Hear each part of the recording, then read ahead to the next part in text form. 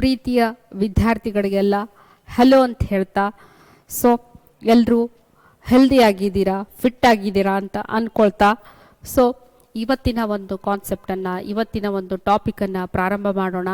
ಇವತ್ತಿನ ಒಂದು ಕಾನ್ಸೆಪ್ಟ್ ಅಥವಾ ಟಾಪಿಕ್ ಯಾವುದದ ಅಂತಂತೇಳಂದ್ರೆ ಇಂಡಿಯನ್ ಕಾನ್ಸ್ಟಿಟ್ಯೂಷನ್, ಭಾರತೀಯ ಸಂವಿಧಾನ. ಹೌದು, ಭಾರತೀಯ ಸಂವಿಧಾನದ ಒಳಗಡೆ ನಾನು ಇವತ್ತು ಏನು ತಗೊಳ್ತಾ ಇದ್ದೀನಿ ಅಂತಂತ ಹೇಳಂದ್ರೆ ಪ್ರಿಯಾಂಬಲ್, ಪೂರ್ವ ಪೀಠಿಕೆ ಅಂತಕ್ಕಂಥದ್ದನ್ನು ತಗೊಳ್ತಾ ಇದ್ದೀನಿ. ಹೌದು, ಹಿಂದೆ ಏನಾಗಿದೆ ಸ್ಕ್ರೀನಲ್ಲಿ ಏನೋ ಒಂದು ಕಾನ್ಸೆಪ್ಟ್ ಇದೆ, ಆ ಕಾನ್ಸೆಪ್ಟನ್ನು ಹೇಳ್ಕೊಡ್ತೀನಿ ಈಗ ನಿಮಗೆ. ಸೊ ಅದನ್ನು ಪ್ರಾರಂಭ ಮಾಡೋಕ್ಕಿಂತ ಮೊದಲು ಏನು ಮಾಡೋಣ ಅಂತಂತ ಹೇಳಂದ್ರೆ ಒಂದು ಪುಸ್ತಕದ ಅಂಗಡಿಗೆ ಹೋಗೋಣ. ಪುಸ್ತಕದ ಅಂಗಡಿಗೆ ಹೋದಾಗ ಒಂದು ಒಳ್ಳೆ ಕತೆ ಪುಸ್ತಕವನ್ನು ತೆಗೆದುಕೊಳ್ಬೇಕಂತಹ ಆಸೆ ಬರ್ತದ. ತೆಗೆದು ನೋಡ್ತೀರಿ, ಏನು ಅಂತಂತ ಹೇಳಂದ್ರೆ ಏನು ನೋಡ್ತೀರಾ, ಫಸ್ಟು ಪುಸ್ತಕದ ಪರಿವಿಡಿಯನ್ನು ನೋಡ್ತಾನ. ಒಳ್ಳೊಳ್ಳೆ ಕತೆಗಳಿದಾವೆ ಇದ್ರೊಳಗಡೆ. ಹೌದು, ಆಮೆ ಕತೆ ಇದೆ, ಕೋಳಿ ಕತೆ ಇದೆ ಅಂತಕ್ಕಂಥದ್ದು ಗೊತ್ತಾಗ್ತದ. ಗೊತ್ತಾದ ತಕ್ಷಣ ಗುಡ್ ಬುಕ್ ಅಂತ ಹೇಳಿ ಡಿಸೈಡ್ ಮಾಡ್ತೀರಾ. ಡಿಸೈಡ್ ಮಾಡಿ ಏನು ಹೇಳ್ತೀರಾ ಅಂದರೆ ನಾನು ಈ ಪುಸ್ತಕವನ್ನೇ ಪರ್ಚೇಸ್ ಮಾಡ್ತೀನಿ. ಸೊ ಕ್ರೈಟೀರಿಯಾ ಏನಿತ್ತು ಪುಸ್ತಕವನ್ನು ಪರ್ಚೇಸ್ ಮಾಡಲಿಕ್ಕೆ? ಪರಿವಿಡಿ ಕ್ರೈಟೀರಿಯಾ ಆಯಿತು. ಹೌದಾ, ಪರಿವಿಡಿ ಏನು ಮಾಡ್ತು ಅಂತಂದ್ರೆ ಕ್ರೈಟೀರಿಯಾ ಆಯಿತು ಪುಸ್ತಕವನ್ನು ಪರ್ಚೇಸ್ ಮಾಡಲಿಕ್ಕೆ. ಅದೇ ರೀತಿ ಏನು ಅಂತಂದು ಹೇಳಂದ್ರೆ ಸಂವಿಧಾನವನ್ನು ತೋರಿಸ್ಕೊಡ್ತಕ್ಕಂಥದ್ದು ಯಾವುದಾಗ್ಯದ ಅಂತಂದು ಹೇಳಂದ್ರೆ ಸಂವಿಧಾನದ ಮುನ್ನುಡಿ ಯಾವುದಾಗ್ಯದ, ಸಂವಿಧಾನದ ಕನ್ನಡಿ ಯಾವುದಾಗ್ಯದ ಅಂತಂದು ಹೇಳಂದ್ರೆ ಪೂರ್ವ ಪೀಠಿಕೆ ಅಂತಂದು ಹೇಳಿ ಕರಿತೀವಿ. ಸಂವಿಧಾನವನ್ನು ತೋರಿಸ್ತದ ನಮಗೆ, ಸಂವಿಧಾನ ಏನು ಒಳಗೊಂಡದ, ಸಂವಿಧಾನದ ಗುರಿ ಏನದ, ಸಂವಿಧಾನದ ಸ್ವರೂಪ ಏನದ ಅಂತಕ್ಕಂಥದ್ದನ್ನು ತಿಳಿಸ್ಕೊಡೋದೇ ಏನಾಗ್ಯದ ಅಂತಂದೇಳಂದ್ರೆ ಪೂರ್ವ ಪೀಠಿಕೆ ಆಗ್ಯದ, ಪ್ರಿಯಾಂಬಲ್ ಆಗ್ಯದ ಅಂತಂದೇಳಿ ಹೇಳ್ತೀವಿ. ವಿದ್ಯಾರ್ಥಿಗಳೇ, ಇವತ್ತು ಪೂರ್ವ ಪೀಠಿಕೆ ಅಂತಕ್ಕಂಥದ್ದನ್ನು ನಿಮಗೆ ಅರಿವು ಮಾಡಿಸ್ಕೊಡೋಣ ಅಂತಂದು ಹೇಳಿ ಅಂದ್ಕೊಂಡಿದ್ದೀನಿ. ಸೊ ಪೂರ್ವ ಪೀಠಿಕೆ ಅಂತಕ್ಕಂಥದ್ದು ಎಲ್ಲಿಂದ ಪ್ರಾರಂಭ ಆಗ್ತದ ಅಂತಂದು ಹೇಳಂದ್ರೆ ಭಾರತೀಯ ಜನರಾದ ನಾವು, ಭಾರತೀಯ ಜನತೆಯಾದ ನಾವು ಅನ್ನೋ ಒಂದು ಸೆಂಟೆನ್ಸ್ನಿಂದ, ವಾಕ್ಯದಿಂದ ಪ್ರಾರಂಭ ಆಗ್ತಕ್ಕಂತಹ ಪೂರ್ವ ಪೀಠಿಕೆ ಏನು ಹೇಳ್ತದ ಅಂದ್ರೆ ನಾವೇ ಸಮರ್ಪಣೆ ಮಾಡ್ಕೊಂಡಿದ್ದೀವಿ. ಹೌದಾ, ಏನು ಅಂದರೆ ಸಂವಿಧಾನವನ್ನು ನಮಗೆ ನಾವೇ ಅರ್ಪಿಸಿಕೊಂಡಿದ್ದೇವೆ ಅನ್ನೋದ್ರಿಂದ ಕೊನೆಗೊಳ್ತದ. ಹಾಗಾದ್ರೆ ಒಂದ್ಸಲ ಓದ್ಬಿಡೋಣ ಏನಿದೆ ನಮ್ಮ ಸಂವಿಧಾನದ ಪೂರ್ವ ಪೀಠಿಕೆ ಒಳಗಡೆ ಅಂತಂತ ಹೇಳಂದ್ರೆ, ಭಾರತೀಯ ಪ್ರಜೆಗಳಾದ ನಾವು ಭಾರತವನ್ನ ಸಾರ್ವಭೌಮ, ಸಮಾಜವಾದಿ, ಧರ್ಮನಿರಪೇಕ್ಷ, ಪ್ರಜಾಸತ್ತಾತ್ಮಕ ಗಣರಾಜ್ಯವನ್ನಾಗಿ ರೂಪಿಸುವುದಕ್ಕಾಗಿ ಭಾರತದ ಎಲ್ಲ ಪ್ರಜೆಗಳಿಗೆ ಸಾಮಾಜಿಕ, ಆರ್ಥಿಕ ಮತ್ತು ರಾಜಕೀಯ ನ್ಯಾಯವನ್ನು, ವಿಚಾರ, ಅಭಿವ್ಯಕ್ತಿ, ನಂಬಿಕೆ, ಧರ್ಮ ಮತ್ತು ಉಪಾಸನೆಯ ಸ್ವಾತಂತ್ರ್ಯವನ್ನು, ಸ್ಥಾನಮಾನ ಮತ್ತು ಅವಕಾಶಗಳ ಸಮಾನತೆಯನ್ನು ದೊರೆಯುವಂತೆ ಮಾಡುವುದಕ್ಕಾಗಿ, ವ್ಯಕ್ತಿ ಗೌರವ, ದೇಶದ ಏಕತೆ ಮತ್ತು ಸಮಗ್ರತೆಗಾಗಿ, ಎಲ್ಲರಲ್ಲಿ ಭಾತೃತ್ವ ಭಾವನೆಯನ್ನು ಮೂಡಿಸುವುದಕ್ಕಾಗಿ ದೃಢ ಸಂಕಲ್ಪ ಮಾಡಿ ನಮ್ಮ ಸಂವಿಧಾನ ಸಭೆಯಲ್ಲಿ 1949 ಇಸ್ವಿ ನವೆಂಬರ್ ತಿಂಗಳು 26ನೇ ದಿನದಂದು ಈ ಸಂವಿಧಾನವನ್ನು ನಮಗೆ ನಾವೇ ಅರ್ಪಿಸಿಕೊಂಡು ಅಂಗೀಕರಿಸಿ ಶಾಸನವಾಗಿ ವಿಧಿಸಿಕೊಂಡಿದ್ದೇವೆ. ಈ ರೀತಿಯಾಗಿ ಪೂರ್ವ ಪೀಠಿಕೆ ಇದೆ ಅಂತ ಹೇಳ್ತೀವಿ. ಹೌದು, ಎಷ್ಟೆಲ್ಲ ಅಂಶಗಳು ಬಂದ್ಬಿಟ್ವು ಪೂರ್ವ ಪೀಠಿಕೆ ಒಳಗಡೆ. ಹೌದಾ, ಸಾರ್ವಭೌಮ ಅಂತಕ್ಕಂಥದ್ದು ಹೊಸ ಶಬ್ದ. ಹೌದು, ಸಮಾಜವಾದಿ, ಧರ್ಮನಿರಪೇಕ್ಷ, ಪ್ರಜಾಸತ್ತಾತ್ಮಕ ಗಣರಾಜ್ಯ, ನ್ಯಾಯ, ಸ್ವಾತಂತ್ರ್ಯ, ಭಾತೃತ್ವ ಭಾವನೆ, ಏನೆಲ್ಲ ಅಂಶಗಳನ್ನು ಒಳಗೊಂಡಿದೆ ಪೂರ್ವ ಪೀಠಿಕೆ. ಸೊ ಒಂದೊಂದೇ ಅಂಶಗಳನ್ನು ಈಗ ಏನು ಮಾಡೋಣ ಅಂತಂದ್ರೆ ಕ್ಲಾರಿಫೈ ಮಾಡ್ತಾ ಹೋಗೋಣ ಅಂತಂದು ಹೇಳ್ತೀನಿ. ಒಂದೊಂದೇ ಅಂಶಗಳನ್ನು ಕ್ಲಾರಿಫೈ ಮಾಡ್ತಾ ಹೋಗೋಣ. ಹೌದು, ಸಂವಿಧಾನದ ಪೂರ್ವ ಪೀಠಿಕೆ ಎಲ್ಲಿಂದ ಪ್ರಾರಂಭವಾಗಿತ್ತು? We the people of India, ಭಾರತೀಯ ಪ್ರಜೆಗಳಾದಂತಹ ನಾವು. ಕೇಳಲಿಕ್ಕೆ ಎಷ್ಟು ಏನನ್ನಿಸ್ತದ, ಮೆಲೋಡಿ ಅನ್ನಿಸ್ತದ, ಇಂಪನಿಸ್ತದ. We the people of India ಅಂತಂತ ಹೇಳಿ, ಭಾರತೀಯ ಪ್ರಜೆಗಳಾದ ನಾವು ಅಂತಂತ ಹೇಳಿ ಹೆಮ್ಮೆಯಿಂದ ಹೇಳ್ತೀವಿ. ಹೌದಾ, ಸೊ ಏನು ಹೇಳ್ತದ ಇದು ಪೂರ್ವ ಪೀಠಿಕೆಯನ್ನು ನಾನು ಅಧ್ಯಯನ ನಿಮಗೆ ತಿಳಿಸ್ಕೊಡೋಕ್ಕಿಂತ ಮೊದಲು ಈ ಪೂರ್ವ ಪೀಠಿಕೆಯನ್ನು ನಾನು ಏನು ಮಾಡ್ತೀನಿ ಅಂತಂತ ಹೇಳಂದ್ರೆ 4 ಘಟಕಗಳಾಗಿ ವಿಂಗಡಿಸ್ತೀನಿ. 4 ಘಟಕಗಳಾಗಿ ವಿಂಗಡಿಸ್ತೀನಿ. ಮೊದಲನೇ ಘಟಕ ಯಾವುದು ಅಂತಂತ ಹೇಳಂದ್ರೆ ಸೋರ್ಸ್ ಮೂಲ ಯಾವುದು, ಪೂರ್ವ ಪೀಠಿಕೆಯ ಮೂಲ ಯಾವುದು ಅಂತಂದೇಳಿ ಹೇಳ್ಕೊಡ್ತೀನಿ. ಪೂರ್ವ ಪೀಠಿಕೆಯ ಮೂಲ ಯಾವುದು ಅಂತಂದೇಳಂದ್ರ ಯಾರಾಗ್ಯಾರ? ನಾವೇ. ಹೌದು. Sources of Indian constitution, people of India. ಹೌದು, ಪೀಪಲ್ ಆಫ್ ಇಂಡಿಯಾ, ಭಾರತೀಯ ಪ್ರಜೆಗಳು ನಾವೇ ಏನಾಗ್ಬಿಟ್ಟೇವಿ ಅಂತಂತ ಹೇಳಂದ್ರ ಸೋರ್ಸ್ ಆಗ್ಬಿಟ್ಟೇವಿ ಅಂತಂತ ಹೇಳ್ತೀವಿ. ನಾವೇ ಸೋರ್ಸ್ ಆಗ್ಬಿಟ್ಟೇವಿ, ಮೂಲ ಆಗ್ಬಿಟ್ಟೇವಿ ಇದಕ್ಕೆ. ಹೌದಾ, ನಮಗೆ ನಾವೇ ಬರ್ಕೊಂಡು ನಾವೇ ಸಮರ್ಪಣೆಯನ್ನ ಮಾಡ್ಕೊಂಡಿದ್ದೀವಿ. ಹೌದು.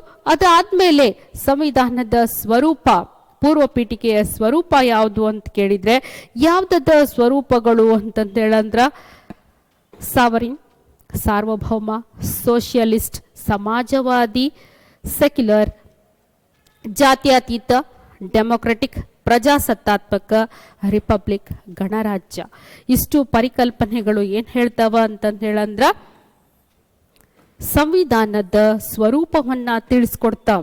ನಮ್ಮ ಸಂವಿಧಾನ ಎಂತ ಸಂವಿಧಾನ ಆಗ್ಯದ? ಸಾರ್ವಭೌಮ ಆಗ್ಯದ, ಸಮಾಜವಾದಿ ಆಗ್ಯದ, ಜಾತ್ಯತೀತ ಆಗ್ಯದ, ಪ್ರಜಾಸತ್ತಾತ್ಮಕ ಆಗ್ಯದ, ಗಣರಾಜ್ಯ ಆಗ್ಯದ ನಮ್ಮ ಸಂವಿಧಾನ ಅಂತೇಳಿ ಹೇಳ್ತೀವಿ. ಸ್ವರೂಪವನ್ನ ತಿಳಿಸ್ಕೊಡ್ತು ನನಗೆ. ಹೌದಾ, ಮುಂದೆ ಏನ್ ತಿಳಿಸ್ಕೊಡ್ತದ ಇದು ಅಂತಂತ ಹೇಳಂದ್ರ, ಹೌದು, ನೆಕ್ಸ್ಟ್ ಕಾನ್ಸೆಪ್ಟಿಗೆ ಬಂದ್ವಿ ಅಂತಂದ ಹೇಳಂದ್ರ ಏನಾಯ್ತು? ಮೂಲ ಆಯ್ತು, ಸ್ವರೂಪ ಆಯ್ತು. ನೆಕ್ಸ್ಟ್ ಗುರಿಗೆ ಹೋಗೋಣ. ಗುರಿ ಏನ್ ಸಾಧಿಸ್ಲಿಕ್ಕೆ ಹೊರಟದ ಸಂವಿಧಾನ? ನಮ್ಮೆಲ್ರಿಗೂ ಏನ್ ಕೊಡ್ಲಿಕ್ಕತ್ತದ ನಮ್ಮ ಸಂವಿಧಾನ ಅಂತಂತ ಹೇಳಂದ್ರ ಜಸ್ಟಿಸ್ ಕೊಡ್ತದ. ಗುರಿಗಳೇನು ಸಂವಿಧಾನದ್ದು ಅಂತ ಕೇಳಿದ್ರ ಜಸ್ಟಿಸ್ ಅದ, ನ್ಯಾಯ ಅದ, ಲಿಬರ್ಟಿ ಅದ, ಸ್ವಾತಂತ್ರ್ಯ ಅದ, ಈಕ್ವಾಲಿಟಿ ಅದ, ಸಮಾನತೆ ಅದ, ಫೆಟರ್ನಿಟಿ ಅದ, ಪಾತೃತ್ವ ಅದ. ಸೊ ಇವೆಲ್ಲ ಏನಾಗ್ಯಾವ ಅಂತಂದ ಹೇಳಂದ್ರ ಗುರಿಗಳಾಗ್ಯಾವ ಅಂತಂತ ಹೇಳ್ತೀವಿ. ಹೌದು.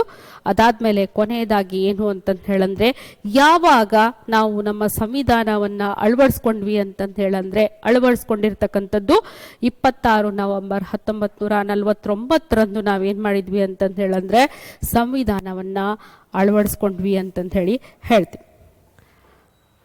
26th day of November 1949, 49 ನಾವು ಏನ್ ಮಾಡಿದ್ವಿ?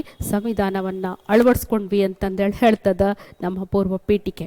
ಹೌದಾ ವಿದ್ಯಾರ್ಥಿಗಳೇ, ಈಗ ಏನ್ ಮಾಡೋಣ ಅಂತಂದ ಹೇಳಂದ್ರೆ ಪ್ರತಿಯೊಂದು ಪದದ ಪರಿಕಲ್ಪನೆಯನ್ನ, ಪ್ರತಿಯೊಂದು ಪದದ ಅರ್ಥವನ್ನ ತಿಳ್ಕೊಳ್ತಾ ಹೋಗೋಣ. ಪ್ರತಿಯೊಂದು ಪದದ ಅರ್ಥವನ್ನ ತಿಳಿದುಕೊಳ್ತಾ ಹೋಗೋಣ. ಮೊದಲೇದು ಯಾವ್ದು ಬರ್ತದ ಅಂತಂದ ಹೇಳಂದ್ರೆ ಸಾವರಿ, ಸಾರ್ವಭೌಮ. ಮೊದಲೇದು ಯಾವ್ದು ಬರ್ತದ? ಸಾವರಿ, ಸಾರ್ವಭೌಮ. ಏನು ಸಾರ್ವಭೌಮ ಅಂತಂದ ಹೇಳಂದ್ರ ನಾವು ಯಾವುದೇ ನಿರ್ಣಯಗಳನ್ನ ತೆಗೆದುಕೊಳ್ಬಹುದು. To make or unmake any laws. ಯಾವುದೇ ನಿರ್ಣಯಗಳನ್ನ, ಆಂತರಿಕ ಬಾಹ್ಯ ನಿರ್ಣಯಗಳನ್ನ, ದೇಶಕ್ಕೆ ಸಂಬಂಧಪಟ್ಟ ಹಾಗೆ, ದೇಶದ ಕಲ್ಯಾಣಕ್ಕಾಗಿ ಸಂಬಂಧಪಟ್ಟ ಹಾಗೆ ಯಾವುದೇ ನಿರ್ಣಯಗಳನ್ನ ತೆಗೆದುಕೊಳ್ಬಹುದು. ಹೌದು, ಯಾರು ಅದರಲ್ಲಿ ಹಸ್ತಕ್ಷೇಪ ಮಾಡುವ ಹಾಗಿಲ್ಲ. We are free to make any decisions ಅಂತಂದೇಳಿ ಹೇಳ್ತದ ಸಾವರಿನ್ ಅಂತಕ್ಕಂಥದ್ದು. ಸಾರ್ವಭೌಮ ಅಂತಕ್ಕಂಥದ್ದು ನಮಗೇನು ಹೇಳ್ತದ ಅಂತಂತ ಹೇಳಂದ್ರೆ to make or unmake any laws you are free. ಯಾವುದೇ ಕಾನೂನನ್ನ ಮಾಡಲಿಕ್ಕೆ, ಯಾವುದೇ ಕಾನೂನನ್ನ ತೆಗೆದು ಹಾಕಲಿಕ್ಕೆ, ದೇಶದ ಒಳತಿಗಾಗಿ, ದೇಶದ ಆಂತರಿಕ ಬಾಹ್ಯ ಸಮಸ್ಯೆಗಳಿಗಾಗಿ ಯು ಆರ್ ಫ್ರೀ ಅಂತಕ್ಕಂಥದ್ದನ್ನ ಇಲ್ಲಿ ಯಾರು ಹಸ್ತಕ್ಷೇಪ ಮಾಡಲಿಕ್ಕೆ ಆಗುವುದಿಲ್ಲ. ಸೊ ಬ್ಯೂಟಿಫುಲ್ ಆಗಿರ್ತಕ್ಕಂತಹ ವರ್ಡ್ ಸಾರ್ವಭೌಮ ಅಂತಂದು ಹೇಳ್ತೀವಿ. ಹೌದು. ನಂತರ ಬರ್ತಕ್ಕಂಥದ್ದು ಯಾವ್ದಾಗ್ಯದ ಅಂತಂದು ಹೇಳಂದ್ರೆ ಸೋಷಿಯಲಿಸ್ಟ್ ಅಂತಕ್ಕಂಥದ್ದು, ಸಮಾಜವಾದಿ. ಹೌದು ವಿದ್ಯಾರ್ಥಿಗಳಿಗೆ ನಿಮ್ಗೆ ಗೊತ್ತಿರ್ಬೋದು ಅಂತ ಅನ್ಕೊಂಡಿದೀನಿ. ಗೊತ್ತಿಲ್ಲ ಅಂತಂದು ಹೇಳಂದ್ರೆ ಗೊತ್ತು ಮಾಡ್ಕೊಳ್ರಿ. ಮೂಲ ಪೂರ್ವ ಪೀಠಿಕೆಯಲ್ಲಿ, ಮೂಲ ಸಂವಿಧಾನದಲ್ಲಿ ಇರದೇ ಇರತಕ್ಕಂತಹ ಪದ ಸೋಷಿಯಲಿಸ್ಟ್ ಪದ. ಮೂಲ ಸಂವಿಧಾನದಲ್ಲಿ ಈ ಪದ ಇಲ್ರಿ. ಈ ಪದವನ್ನ ನಾವು 1976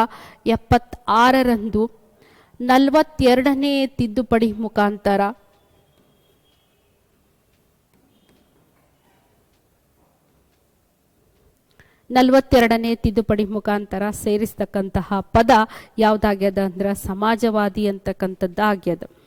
ಸಮಾಜವಾದಿ ಅಂದ್ರೆ ಏನು ಅಂತ ಹೇಳಂದ್ರ ಆರ್ಥಿಕ ಅಸಮಾನತೆಯನ್ನ ತೊಡೆದು ಹಾಕಬೇಕು ಅನ್ನೋದೇ ಸಮಾಜವಾದಿಯ ಗುರಿ ಅಂತಂತೇಳಿ ಹೇಳ್ತೀವಿ. ಸಮಾಜವಾದಿ ಪದದ ಗುರಿ ಏನಾಗ್ಯದ? ಆರ್ಥಿಕ ಸಾಮಾಜಿಕ ಅಸಮಾನತೆಯನ್ನ ತೆಗೆದು ಹಾಕಬೇಕು. ಹೌದು. ಏನು ಅಂತಂದು ಹೇಳಂದ್ರೆ ಶ್ರೀಮಂತನಾಗಿರೋದಲ್ಲ, ಬಡವನಾಗಿರೋದಲ್ಲ, ಎಲ್ಲರೂ ಸಮಾನತೆಯಿಂದ, ಆರ್ಥಿಕ ಸಮಾನತೆಯಿಂದ ಇರಬೇಕು ಅಂತಕ್ಕಂಥದ್ದನ್ನ ಹೇಳೋದ ಯಾವ್ದಾಗ್ಯದ, ಸಮಾಜವಾದಿ ಆಗ್ಯದ ಅಂತಂದೇಳಿ ಹೇಳ್ತೀವಿ. ಹೌದು. Equal pay for equal work ಅಂತಕ್ಕಂತಹ ಕಾನ್ಸೆಪ್ಟ್ ಅನ್ನ ಕೊಡ್ತದ ಸಮಾಜವಾದಿ ಅಂತಂದೇಳಿ ಹೇಳ್ತೀವಿ. ಸಮಾನವಾದ ಕೆಲಸಕ್ಕಾಗಿ ಸಮಾನ ವೇತನ ಹೇಳ್ತದ ಸಮಾಜವಾದಿ ಅಂತಂದೇಳಿ ಹೇಳ್ತೀವಿ. ಹೌದು.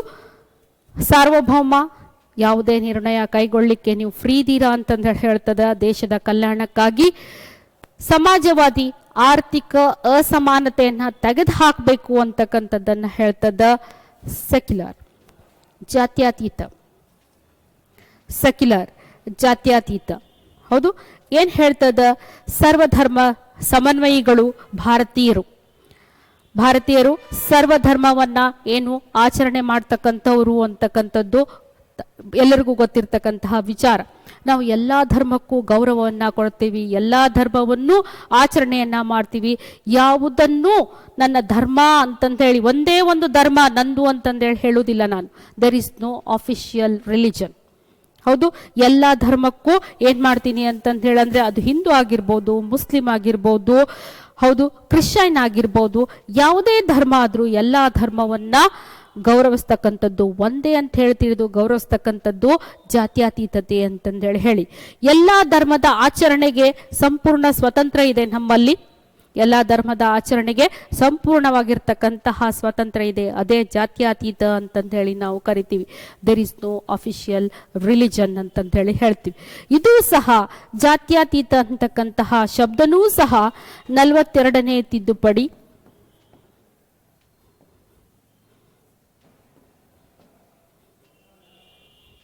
1976ರಲ್ಲಿ ಸೇರಿಸಿರ್ತಕ್ಕಂತಹ ಪದ ಅಂತಂದೇಳಿ ಹೇಳ್ತೀವಿ. ಮೂಲ ಸಂವಿಧಾನದಲ್ಲಿ, ಮೂಲ ಪೂರ್ವ ಪೀಠಿಕೆಯಲ್ಲಿ ಇರದೇ ಇರತಕ್ಕಂತಹ ಶಬ್ದ, ಆದರೆ ಇದನ್ನ 42ನೇ ತಿದ್ದುಪಡಿ 1976ರಂದು ನಾವು ಸೇರಿಸಿದೀವಿ ಇದನ್ನ ಅಂತಂದೇಳಿ ಹೇಳ್ತೀವಿ. ಹೌದು. ಇದಾದ್ಮೇಲೆ ಡೆಮೊಕ್ರೆಟಿಕ್, ಮುಂದಿನ ಪದ ಯಾವುದು ಅಂತಂತ ಹೇಳಂದ್ರೆ ಡೆಮೊಕ್ರೆಟಿಕ್ ಅಂತಂದೇಳಿ ಹೇಳ್ತೀವಿ. ಹೌದು. ಪ್ರಜಾಸತ್ತಾತ್ಮಕ. ಏನು ಪ್ರಜಾಸತ್ತಾತ್ಮಕ? ಖುಷಿ ಹೇಳಲಿಕ್ಕೆ ಏನು, demos plus kratia. Demos plus kratia.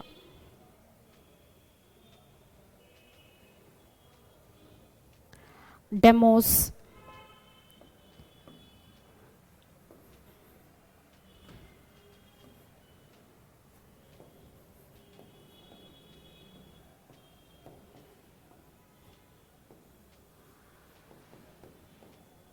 Demos ಅಂದ್ರೆ ಪೀಪಲ್, ಕ್ರೆಟಿಯಾ ಅಂದ್ರೆ rule.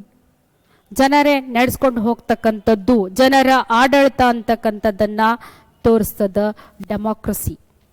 Demos plus kratia, democracy. ಜನರಿಂದ ಜನರಿಗಾಗಿ, ಜನರ ಒಳತಿಗಾಗಿ ಅಂತಕ್ಕಂಥದ್ದನ್ನ ಹೇಳ್ತದ. For the people, by the people, of the people ಅಂತಕ್ಕಂತಹ ಕಾನ್ಸೆಪ್ಟ್ ಅನ್ನ ಕೊಡ್ತದ ಪ್ರಜಾಸತ್ತಾತ್ಮಕ. ಹೌದು. ಇಲ್ಲಿ ಏನಾಗ್ತದ, ಪ್ರಜೆಗಳೇ ಆಡಳಿತವನ್ನ ನಡೆಸ್ಕೊಡ್ತಾರ. ಪ್ರಜೆಗಳು ಏನ್ ಮಾಡ್ತಾರ ಅಂತಂದ್ರ ತಮ್ಮ ಪ್ರತಿನಿಧಿಗಳನ್ನ ಆರಿಸ್ಕೊಡ್ತಾರ. ಆ ಪ್ರತಿನಿಧಿಗಳು ಜನರ ಒಳತಿಗಾಗಿ ಏನ್ ಮಾಡ್ತಾರ, ರೂಲ್ಸ್ ಪಾಲಿಸಿಗಳನ್ನ ಮಾಡ್ತಾರ. ಇದು ಏನಂತ ಕರಿತೀವಿ ನಾವು ಅಂದ್ರೆ ಪ್ರಜಾಸತ್ತಾತ್ಮಕ ಅಂತಂದು ಹೇಳ್ತೀವಿ. ಜನರಿಂದ ಜನರಿಗಾಗಿ, ಜನರಿಗೋಸ್ಕರ ಅಂತಕ್ಕಂಥದ್ದೇ ಪ್ರಜಾಸತ್ತಾತ್ಮಕ ಅಂತಂದು ಹೇಳ್ತೀವಿ. ಮುಂದೆ ಬರೋಣ, ರಿಪಬ್ಲಿಕ್, ಗಣರಾಜ್ಯ. ಏನಾಗ್ಯದ, ಗಣರಾಜ್ಯ.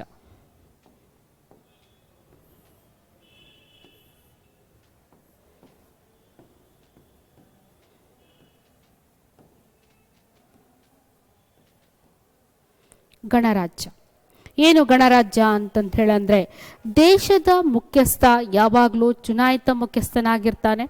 Head of the state is elected. ಹೌದು. ದೇಶದ ಮುಖ್ಯಸ್ಥ ಚುನಾಯಿತ ಮುಖ್ಯಸ್ಥನಾಗಿರ್ತಾನೆ. ಪ್ರತಿ 5 ವರ್ಷಕ್ಕೊಮ್ಮೆ ನಾವೇನ್ ಮಾಡ್ತೀವಿ ಅಂತಂದ್ರೆ ಹೊಸ ಮುಖ್ಯಸ್ಥನನ್ನ ಚುನಾವಣೆ ಮುಖಾಂತರ ಆಯ್ಕೆ ಮಾಡ್ಕೋತೀವಿ. ಹೌದಾ. ಫಾರ್ ಎಕ್ಸಾಂಪಲ್ ಅಬ್ದುಲ್ ಕಲಾಂ ಅವರು ದೇಶದ ಮುಖ್ಯಸ್ಥರಾಗಿದ್ದರು. ಅಬ್ದುಲ್ ಕಲಾಂ ಅವರ ನಂತರ ಪ್ರತಿಭಾದೇವಿ ಸಿಂಗ್ ಪಾಟೀಲ್ ಅವರು ದೇಶದ ಮುಖ್ಯಸ್ಥರಾದರು. ತದನಂತರ ಪ್ರಣವ್ ಮುಖರ್ಜಿ ಅವರು ದೇಶದ ಮುಖ್ಯಸ್ಥರಾಗಿದ್ದರು. ಸದ್ಯ ರಮಾನಾಥ್ ಕೋವಿಂದ್ ಅವರು ಏನಾಗಿದ್ದಾರೆ ಅಂತಂದ್ರೆ ದೇಶದ ಮುಖ್ಯಸ್ಥರಾಗಿದ್ದಾರೆ. ಈ ರೀತಿಯಾಗಿ ದೇಶದ ಮುಖ್ಯಸ್ಥರನ್ನ ನಾವೇನ್ ಮಾಡ್ತೀವಿ ಅಂತಂದ್ರೆ ಚುನಾವಣೆಯ ಮುಖಾಂತರ ಆಯ್ಕೆ ಕಳಿಸ್ತೀವಿ ಅಂತಂದೇಳಿ ಹೇಳ್ತೀವಿ. ಹೌದಾ, ಇಲ್ಲಿ ದೇಶದ ಮುಖ್ಯಸ್ಥರು ವಂಶವಾಹಿನಿಯಿಂದ ಬಂದವರಲ್ಲ. ಹೌದಾ, ಯಾವುದೇ ರಾಜವಂಶದವರ ಅಲ್ಲ. ಹೌದಾ, ಗಣರಾಜ್ಯ ಮೀನಿಂಗ್ ಏನ್ ಕೊಡ್ತದ ಅಂತಂದ್ರ head of the state is elected ಅಂತಕ್ಕಂಥ ಮೀನಿಂಗ್ ಅನ್ನ ಕೊಡ್ತದ.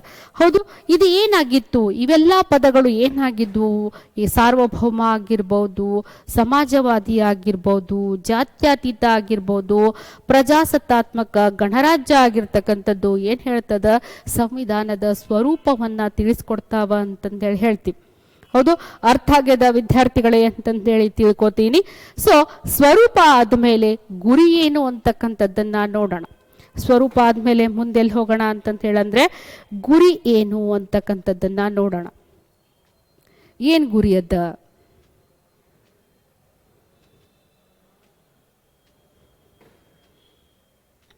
ಗುರಿಗಳು ಏನೇನಾಗ್ಯಾವ?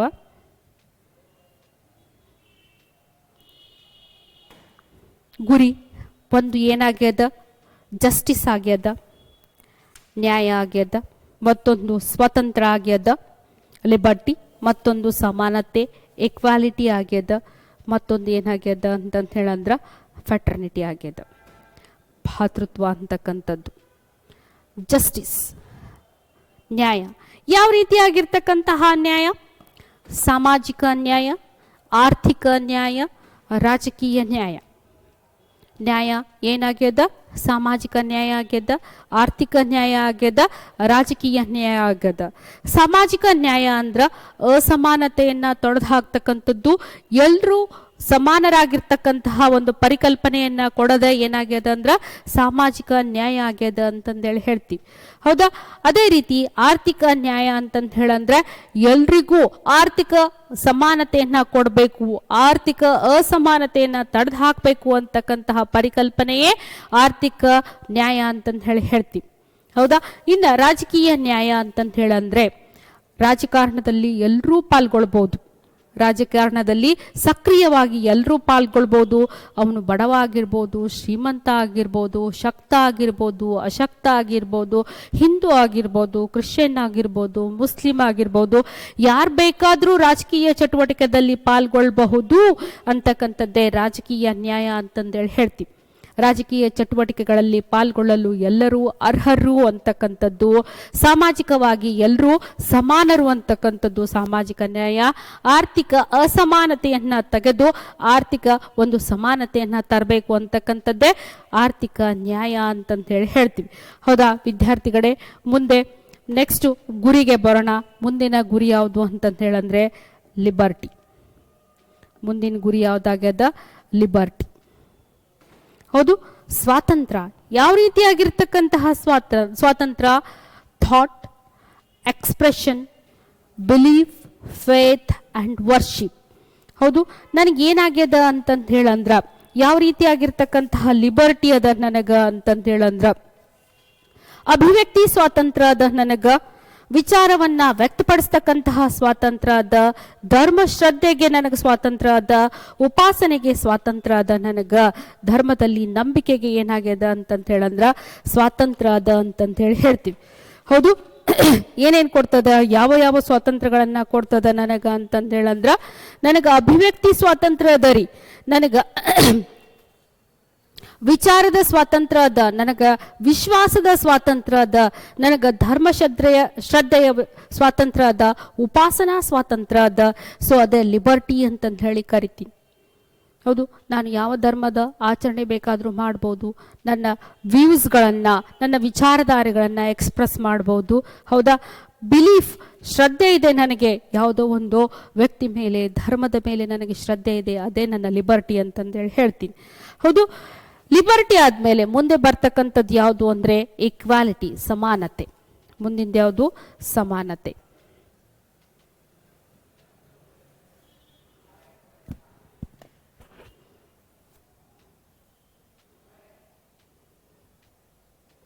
So equality of status of opportunity. Equality ಏನು ಹೇಳ್ತದ ಅಂತಂದ್ರೆ ಇಕ್ವಾಲಿಟಿ ಬಿಫೋರ್ ಲಾ, ಕಾನೂನಿನ ಮುಂದೆ ಎಲ್ಲರೂ ಸಮಾನರು, ಕಾನೂನು ಎಲ್ರಿಗೂ ಏನು ಮಾಡಬೇಕು, ಸಮಾನ ರಕ್ಷಣೆಯನ್ನು ಕೊಡಬೇಕು. ಅದಕ್ಕೆ ಏನಂತ ಕರಿತೀವಿ ಅಂದರೆ ಇಕ್ವಾಲಿಟಿ ಅಂತಂತ ಹೇಳಿ ಕರಿತೀವಿ, equality of status and opportunity.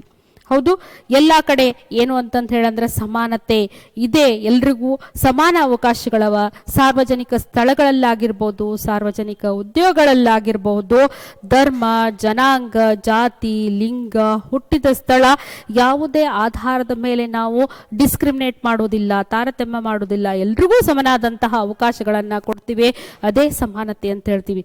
ಇನ್ನೊಮ್ಮೆ ರಿಪೀಟ್ ಮಾಡ್ತೀನಿ ನಾನು, ಏನು ಅಂತಂತ ಹೇಳಂದ್ರೆ ಸಾರ್ವಜನಿಕ ಸ್ಥಳಗಳಲ್ಲಾಗಿರ್ಬೋದು, ಸಾರ್ವಜನಿಕ ಉದ್ಯೋಗಗಳಲ್ಲಾಗಿರ್ಬೋದು, ಯಾವುದಕ್ಕೆ ಸಂಬಂಧಪಟ್ಟ ಹಾಗೆ ಏನು ಅಂತಂತ ಹೇಳಂದ್ರೆ ಧರ್ಮ ಆಗಿರ್ಬೋದು, ಜನಾಂಗ ಆಗಿರ್ಬೋದು, ಜಾತಿ ಆಗಿರ್ಬೋದು, ಲಿಂಗ ಆಗಿರ್ಬೋದು, ಹುಟ್ಟಿದ ಸ್ಥಳ ಆಗಿರ್ಬೋದು, ಈ ಯಾವುದ ಆಧಾರದ ಮೇಲೂ ನಾವೇನು ಮಾಡೋ ಹಾಗಿಲ್ಲ, ಯಾರನ್ನು ತಾರತಮ್ಯ ಮಾಡುವ ಹಾಗಿಲ್ಲ, ಡಿಸ್ಕ್ರಿಮಿನೇಟ್ ಮಾಡೋ ಹಾಗಿಲ್ಲ. ಅದೇ ಇಕ್ವಾಲಿಟಿ, ಅದೇ ಸಮಾನತೆ, ಅದೇ ಏನು ಅಂತಂತ ಹೇಳಂದ್ರೆ equality before law, equal protection of law ಅಂತಂದೇಳಿ ಕರಿತೀವಿ.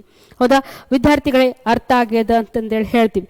ಹೌದಾ, ಅದಕ್ಕಾಗಿ ನಾವೇನು ಕೊಟ್ಟಿವಿ, ಇಕ್ವಾಲಿಟಿಯನ್ನು ನಾವು ತೋರಿಸ್ಬೇಕು ಅನ್ನೋದಕ್ಕೆ ಸಾಮಾಜಿಕ ನ್ಯಾಯವನ್ನು ಒದಗಿಸ್ಕೊಡ್ತೀವಿ, ಆರ್ಥಿಕ ನ್ಯಾಯವನ್ನು ಒದಗಿಸ್ಕೊಡ್ತೀವಿ, ರಾಜಕೀಯ ನ್ಯಾಯವನ್ನು ಒದಗಿಸ್ಕೊಡ್ತೀವಿ ಅಂತಂದೇಳಿ ಹೇಳ್ತೀವಿ. ಮುಂದಿನ ಕಾನ್ಸೆಪ್ಟ್ ಯಾವುದು, ಬ್ಯೂಟಿಫುಲ್ ಆಗಿರ್ತಕ್ಕಂತಹ ಕಾನ್ಸೆಪ್ಟ್ ಫ್ಯಾಟರ್ನಿಟಿ. ಹೌದಾ, ಏನು ಫ್ಯಾಟರ್ನಿಟಿ ಅಂತಂತ ಹೇಳಂದ್ರೆ ಭಾತೃತ್ವ. We are the members of same family, we are the members of same family, ಒಂದೇ ಕುಟುಂಬದ ಸದಸ್ಯರು ನಾವೆಲ್ಲ ಅಂತಕ್ಕಂಥದ್ದನ್ನು ಸಾಧಿಸತಕ್ಕಂಥದ್ದು. ನಾನು ಹೇಳ್ತಾ ಇದ್ದೆ ಏನು ಅಂತಂತ ಹೇಳಂದ್ರೆ ಭಾರತ ತುಂಬ ಸುಂದರವಾಗಿರ್ತಕ್ಕಂತಹ ದೇಶ, ಒಳ್ಳೆ ಸಂಸ್ಕೃತಿಯನ್ನು, ತುಂಬ ವಿಚಿತ್ರ ವಿಭಿನ್ನತೆಗಳಿದ್ರೂ ಸಹ ಒಳ್ಳೆ ಸಂಸ್ಕೃತಿಯನ್ನು ಹೊಂದಿರತಕ್ಕಂತಹ ದೇಶ. ವಿಭಿನ್ನ ಸಂಸ್ಕೃತಿ ಇದ್ದಾಗಲೂ ಸಹ ನಾವೇನು ಮಾಡ್ತೀವಿ ಅಂದರೆ ಎಲ್ಲರೂ ಒಂದೇ ಕುಟುಂಬದವರು ಅನ್ನೋ ರೀತಿ ಹಾಗೆ ಇರ್ತೀವಿ ನಾವು. ಹೌದಾ, ಅದಕ್ಕೆ ನಾವು ಏನಂತ ಕರಿತೀವಿ ಅಂದರೆ ವಸುದೈವ ಕುಟುಂಬಕಮ್ಮನ್ನು ಪಾಲನೆಯನ್ನು ಮಾಡ್ತೀವಿ, ಎಲ್ಲರೂ ಒಂದೇ ಅಂತಕ್ಕಂಥದ್ದು ಪಾಲನೆಯನ್ನು ಮಾಡ್ತೀವಿ, ಎಲ್ಲ ಧರ್ಮ ಜಾತಿಗಳಿಗೆ ಗೌರವವನ್ನು ಕೊಡ್ತೀವಿ, ಎಲ್ಲ ಧರ್ಮದ ಆಚರಣೆಯನ್ನು ಮಾಡ್ತೀವಿ, ಎಲ್ರಿಗೂ ಸಮಾನತೆಯನ್ನು ಕೊಡ್ತೀವಿ. ಇದೇ ಭಾತೃತ್ವ ಅಂತಂತ ಹೇಳಿ ನಾವು ಕರಿತೀವಿ, ಫ್ಯಾಟರ್ನಿಟಿ ಅಂತಕ್ಕಂಥದ್ದನ್ನು ಹೇಳ್ತೀವಿ. ಹೌದಾ, ಒಂದೇ ಕುಟುಂಬದ ಸದಸ್ಯರು ನಾವೆಲ್ಲ. ಸ್ಕೂಲಲ್ಲಿ ಯಾವ ರೀತಿಯಾಗಿ ಎಲ್ಲ ವಿದ್ಯಾರ್ಥಿಗಳು ಒಟ್ಟಿಗೆ ಕೂತ್ಕೊಂಡು ಊಟ ಮಾಡ್ತೀವಿ, ಒಟ್ಟಿಗೆ ಆಟ ಆಡ್ತೀವಿ, ಅದೇ ರೀತಿಯಾಗಿ ದೇಶದ ಎಲ್ಲರೂ, ಎಲ್ಲ ನಾಗರಿಕರು ನಾವು ಒಗ್ಗಟ್ಟಿನಿಂದ ಏನು ಮಾಡಿರ್ತೀವಿ ಅಂತಂದು ಹೇಳಿದ್ರೆ ಕೂಡಿ ದೇಶವನ್ನು ನಡೆಸ್ತೀವಿ. ಇದೇ ಫ್ಯಾಟರ್ನಿಟಿ, ವಿಶ್ವ ಭಾತೃತ್ವ ಅಂತಕ್ಕಂಥದ್ದು ಅಂತಂದೇಳಿ ಹೇಳ್ತೀವಿ. ಹೌದಾ ವಿದ್ಯಾರ್ಥಿಗಳೇ, ಏನು ಅಂತಂದು ಹೇಳಂದ್ರೆ ಇಷ್ಟೊತ್ತನ ನಾನು ಏನು ಹೇಳ್ತಾ ಇದ್ದೆ ಅಂದರೆ ಪೂರ್ವ ಪೀಠಿಕೆಯ ಸೋರ್ಸ್ ಯಾವುದು ಜನರು ಅಂತಂದೇಳಿ ಹೇಳ್ತಾ ಇದ್ದೆ. ಪೂರ್ವ ಪೀಠಿಕೆಯ ಸ್ವರೂಪ ಏನಾಗಿತ್ತು ಅಂತ ಹೇಳ್ತಾ ಇದ್ದೆ, ಸಾರ್ವಭೌಮ ಆಗಿತ್ತು, ಸಮಾಜವಾದಿ ಆಗಿತ್ತು, ಪ್ರಜಾಸತ್ತಾತ್ಮಕ ಗಣರಾಜ್ಯ ಆಗಿತ್ತು. ಇದು ಏನಾಗಿತ್ತು ಅಂತಂದು ಹೇಳಂದ್ರೆ ಪೂರ್ವ ಪೀಠಿಕೆಯ ಸ್ವರೂಪ ಆಗಿತ್ತು ಅಂತಂದೇಳಿ ಹೇಳ್ತೀನಿ. ಅದೇ ರೀತಿ ಪೂರ್ವ ಪೀಠಿಕೆ ಅಥವಾ ಸಂವಿಧಾನದ ಗುರಿ ಏನಾಗಿತ್ತು ಅಂತಂತ ಹೇಳಂದ್ರೆ, ಸಂವಿಧಾನ ಏನು ಸಾಧಿಸ್ಲಿಕ್ಕೆ ಹೊಂಟಿತ್ತು ಅಂತಂತ ಹೇಳಂದ್ರೆ ಸ್ವಾತಂತ್ರ್ಯವನ್ನು ಕೊಡ್ಲಿಕ್ಕೆ ಹೊಂಟಿತ್ತು. ಅದ್ರ ಜೊತೆಗೆ ನಮಗೇನು ಕೊಡ್ಲಿಕ್ಕೆ ಹೊಂಟಿತ್ತು ಅಂತಂತ ಹೇಳಂದ್ರೆ ನ್ಯಾಯವನ್ನು ಒದಗಿಸ್ಲಿಕ್ಕೆ ಹೊರಟಿತ್ತು, ಸಮಾನತೆಯನ್ನು ಒದಗಿಸ್ಲಿಕ್ಕೆ ಹೊರಟಿತ್ತು, ಭಾತೃತ್ವವನ್ನು ಒದಗಿಸ್ಲಿಕ್ಕೆ ಹೊರಟಿತ್ತು ಅಂತಂದೇಳಿ ಹೇಳ್ತೀವಿ. ಏನು, ಜಸ್ಟಿಸ್, ಲಿಬರ್ಟಿ, ಈಕ್ವಾಲಿಟಿ, ಫ್ಯಾಟರ್ನಿಟಿ. ಹೌದಾ, ಇವೇನಾಗಿದ್ವು, ಗುರಿ ಆಗಿದ್ವು ಅಂತಂದೇಳಿ ಹೇಳ್ತೀವಿ. ಹೌದು, ಸ್ವರೂಪ ಆಯಿತು, ಗುರಿ ಆಯಿತು, ಮೂಲ ಆಯಿತು. ಹೌದಾ, ಇನ್ನು ಕೊನೆಯದಾಗಿ ಏನು ಅಂತಂದೇಳಂದ್ರೆ ಯಾವಾಗ ನಾವು ಸಂವಿಧಾನವನ್ನು ಅಳವಡಿಸ್ಕೊಂಡ್ವಿ ಅಂತಂದೇಳಂದ್ರೆ, ಸಂವಿಧಾನದ ಅಳವಡಿಕೆ ಯಾವಾಗ ಆಯಿತು ಅಂತಂದೇಳಂದ್ರೆ 26 ನವೆಂಬರ್ 1949 ನಾವು ಸಂವಿಧಾನವನ್ನು ಅಳವಡಿಸ್ಕೊಂಡ್ವಿ. ಹೌದಾ, ಸಂವಿಧಾನ ಜಾರಿಗೆ ಬಂದಿದ್ದು ಯಾವಾಗ ಅಂತ ಕೇಳಿದರೆ ಥಟ್ ಅಂತ ಹೇಳ್ತೀರಾ, 26 ಜನವರಿ 1950, 1950 ಜನವರಿ 26 ನಾವೇನು ಮಾಡಿದ್ವಿ ಅಂತಂದ್ರೆ ಜಾರಿಗೆ ತಂದ್ವಿ. ಅದು ಅಳವಡಿಸ್ಕೊಂಡಿದ್ದು ಯಾವಾಗ, 26 ನವೆಂಬರ್ 1949. ಹೌದಾ, ನಿಮ್ಮೆಲ್ಲರ ತಲೆಯಲ್ಲಿ ಒಂದು ಪ್ರಶ್ನೆ ಉದ್ಭವ ಆಗ್ತಾ ಇದೆ, ಯಾಕ್ರಿ ಮೇಡಮ್ ಅಲ್ಲಿ ಡಿಫ್ರೆನ್ಸ್ ಬಂತು? ಹೌದಾ, 26 ನವಂಬರ್ಗೆ ಏನು ಮಾಡಿದ್ವಿ ಅಂದರೆ ಅಳವಡಿಸ್ಕೊಂಡು ಬಿಟ್ಟಿದ್ವಿ. ಜಾರಿಗೆ ಬಂದಿದ್ದು 26 ಜನವರಿಗೆ. ಯಾಕೆ, why there is a difference ಅಂತ ಕೇಳಿದಾಗ ಹೇಳ, ಎಸ್, ಭಾರತೀಯ ಪ್ರಜೆಗಳು ನಾವೆಲ್ಲರೂ ಇದನ್ನ ತಿಳ್ತಕ್ಕಂತಹ ಹಕ್ಕು ನಮ್ಮೆಲ್ರಿಗೂ ಇದೆ. ಯಾಕೆ ಅಷ್ಟೊಂದು ಡಿಫ್ರೆನ್ಸ್ ಆಯಿತು ಅಂತ ಕೇಳಿದರೆ ಏನಾಗ್ತದ ಅಂತಂತ ಹೇಳಂದ್ರ 1929 ಒಳಗಡೆ ಲಾಹೋರ್ ಸೆಷನ್ ನಡೀತದ. ಹೌದು, 1929 ಲಾಹೋರ್ ಸೆಷನ್ನಾಗ ಪಂಡಿತ್ ನೆಹರು ಅವರು ಏನು ಹೇಳ್ತಾರ ಅಂತಂದು ಹೇಳಂದ್ರೆ ಕಂಪ್ಲೀಟ್ ಇಂಡಿಪೆಂಡೆನ್ಸ್ ಅನ್ನ, ಸಂಪೂರ್ಣ ಸ್ವರಾಜ್ಯದ ಘೋಷಣೆಯನ್ನ ಮಾಡ್ತಾರೆ. ಸೊ 26 ಜನವರಿ 1930 ನಾವೇನು ಮಾಡ್ತೀವಿ ಅಂದರೆ ಕಂಪ್ಲೀಟ್ ಇಂಡಿಪೆಂಡೆನ್ಸ್ ಅಂತಂದೇಳಿ ಸೆಲೆಬ್ರೇಟ್ ಮಾಡ್ತೀವಿ. ಸ್ವಾತಂತ್ರ್ಯ ಸಿಕ್ಕಿರ್ಲಿಲ್ರಿ, ಆದರೂ ನಾವೇನು ಮಾಡಿದ್ವಿ ಅಂದರೆ ಅವತ್ತ ಸಂಪೂರ್ಣ ಸ್ವರಾಜ್ಯವನ್ನು ಘೋಷಣೆ ಮಾಡ್ಕೊಂಡ್ವಿ. ಸೊ ಅದರ ಸವಿನೆನಪಿಗಾಗಿ ಪಂಡಿತ್ ನೆಹರು ಅವರು ಇನ್ಸಿಸ್ಟ್ ಮಾಡ್ತಾರೆ ಏನು ಅಂತಂತ ಹೇಳಂದ್ರೆ 26 ಜನವರಿನೇ ನಾವು ಸೆಲೆಬ್ರೇಟ್ ಮಾಡೋಣ. ಹೌದು, ಸಂವಿಧಾನ ಜಾರಿಗೆ ಬಂದ ದಿನವನ್ನಾಗಿ ಅವತ್ತೇ ನಾವೇನು ಮಾಡೋಣ ಅಂತಂತ ಹೇಳಂದ್ರೆ ಆಚರಣೆ ಮಾಡೋಣ ಅಂತಕ್ಕಂಥದ್ದು ಅವರ ಆಸೆ ಆಗಿತ್ತು. It's a wish and will of Pandit Nehru ಅವರ ಒಂದು ಆಸೆ ಆಗಿತ್ತು. ಅದಕ್ಕಾಗಿ ನಾವೇನು ಮಾಡಿದ್ವಿ ಅಂತಂತ ಹೇಳಂದ್ರೆ 26 ಜನವರಿನೇ ನಾವು ತೆಗೆದುಕೊಂಡ್ವಿ ಅಂತಂದು ಹೇಳ್ತೀವಿ. ಹೌದಾ? ಸೊ ವಿದ್ಯಾರ್ಥಿಗಳೇ, ಇದುವರೆಗೂ ಈ ಎಲ್ಲ ಕಾನ್ಸೆಪ್ಟ್ಗಳು ನಿಮಗೆ ಅರ್ಥ ಆಗ್ಯಾವ ಅಂತಂತೇಳಿ ಅನ್ಕೊಂಡೇನಿ. ಹೌದು, ಸಾರ್ವಭೌಮ, ಪ್ರಜಾಸತ್ತಾತ್ಮಕ, ಜಾತ್ಯತೀತ, ನ್ಯಾಯ, ಸ್ವಾತಂತ್ರ್ಯ, ಸಮಾನತೆಗಳು. ಯಾಕಂದರೆ ಭಾರತದ ಪ್ರತಿಯೊಬ್ಬ ಪ್ರಜೆಗೂ ಇದರ ಪರಿಕಲ್ಪನೆ ಇರಬೇಕು, ಇದರ ಒಂದು ಅರಿವು ಇರಬೇಕು ಅಂತಕ್ಕಂಥದ್ದು ನನ್ನ ಉದ್ದೇಶ ಆಗ್ಯದ. ಹೌದು, ನೀವೆಲ್ಲರೂ ಅರ್ಥ ಮಾಡ್ಕೊಂಡಿರಿ. ಭಾರತೀಯ ಪ್ರಜೆಗಳು ಒಳ್ಳೆ ರೀತಿಯಾಗಿ ಮುಂದೆ ಭಾವಿ ಪ್ರಜೆಗಳು ಈ ಎಲ್ಲ ಕಾನ್ಸೆಪ್ಟ್ಗಳನ್ನು ಅರ್ಥ ಮಾಡಿಕೊಂಡು ದೇಶದ ಅಭಿವೃದ್ಧಿಗೆ ಕೈಗೂಡಿಸ್ತೀರಾ. ನೀವೆಲ್ಲರೂ ನಮ್ಮ ಸಂವಿಧಾನ ಏನು ಕೊಡ್ಲಿಕ್ಕತ್ತದ ನಮ್ಗೆ ಅಂತಕ್ಕಂಥದ್ದು ನಿಮ್ಮ ತಲೆಗೆ ಬಂದದ ಅಂತಂದು ಹೇಳಿ ಅಂದ್ಕೊಂಡಿದ್ದೀನಿ ನಾನು. ಸೊ ಈ ಎಲ್ಲ ಕಾನ್ಸೆಪ್ಟ್ಗಳು ಅರ್ಥ ಆಗ್ಯಾವ ಅಂತ ಹೇಳ್ತಾ ನೆಕ್ಸ್ಟ್ ಸೆಷನ್ನಲ್ಲಿ ಮತ್ತೆ ನಮ್ಮ ಒಂದು ಟೀಮ್ ಜೊತೆಗೆ ಮತ್ತೆ ಮುಂದೆ ಒಂದು ಕಾನ್ಸೆಪ್ಟನ್ನು ತೆಗೆದುಕೊಂಡು ಬರ್ತೀನಿ ಅಂತ ಹೇಳ್ತಾ ಸ್ಟೇ ಹೆಲ್ದಿ, ಸ್ಟೇ ಫಿಟ್ ಅಂತ ಹೇಳ್ತಾ ಇಲ್ಲಿಗೆ ಈ ಸೆಷನನ್ನು ಕನ್ಕ್ಲೂಡ್ ಮಾಡ್ತಾ ಇದ್ದೀನಿ. Thank you.